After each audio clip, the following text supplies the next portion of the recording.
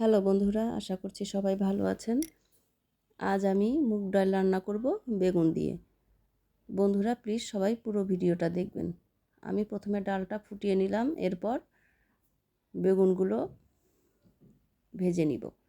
দিয়ে দিলাম একটু লবণ আর একটু হলুদ। এবার বেগুনগুলো ভেজে উঠিয়ে রেখে দিব। বন্ধুরা ডাল তো আমরা খেয়েই থাকি, মসুর ডাল, মুগ ডাল, বুটের ডাল, বিভিন্ন রকম ডাল।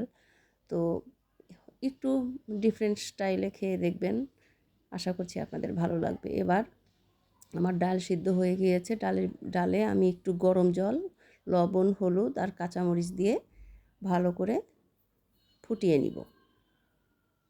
তো বন্ধুরা, এই মুগ ডাল মাছের মাথা দিয়ে খেতেও ভালো লাগে। আজ আমি বেগুন দিয়ে রান্না করব। তো আমি বেগুনগুলো ভেজে উঠিয়ে রেখেছিলাম। বেগুনগুলো এবার ডালের মধ্যে দিয়ে দিলাম আর সাথে দিয়ে দিলাম একটু আদা বাটা। এবার ভালো করে আমরা ডালটা ফুটিয়ে নিব। বন্ধুরা আপনারা এইভাবে না খেয়ে থাকলে অবশ্যই একদিন রান্না করে খেয়ে দেখবেন, অনেক মজা লাগে। মাছের মাথা দিয়ে তো সবসময় খেয়েই থাকি, এভাবে একদিন খেয়ে দেখবেন, অনেক মজা লাগে।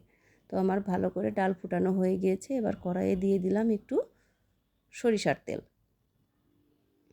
তো এবার আমরা তেলটা একটু গরম করে নিব। তো আমার তেল গরম হয়ে গিয়েছে। এবার দিয়ে দিলাম একটু তেজপাতা আর একটু শুকনো মরিচ, দিয়ে দিব একটু জিরা ফোড়ন আর সাথে দিয়ে দিলাম দুটো কাঁচামরিচ। এবার আমরা ডাল দিয়ে দিব। তো আমরা ডালটা যে ফুটিয়ে রেখেছিলাম সেই ডালটা এবার দিয়ে দিলাম। এবার ভালো করে একটু নেড়ে দিব আর একটু সময় আমরা তারপর ফুটিয়ে নিব। তো বন্ধুরা আমার ডাল রান্না প্রায় হয়ে গিয়েছে। এবার আমরা একটু দিয়ে দিব ভাজা জিরার গুঁড়া। এতে সেন্টটাও অনেক ভালো হয়, স্বাদটাও ভালো হয়। তো বন্ধুরা আমার ডাল রান্না হয়ে গিয়েছে। আপনারা অবশ্যই একদিন এভাবে রান্না করে খাবেন। তো আজকের মতো এ পর্যন্তই। আপনারা সবাই ভালো থাকবেন, সুস্থ থাকবেন।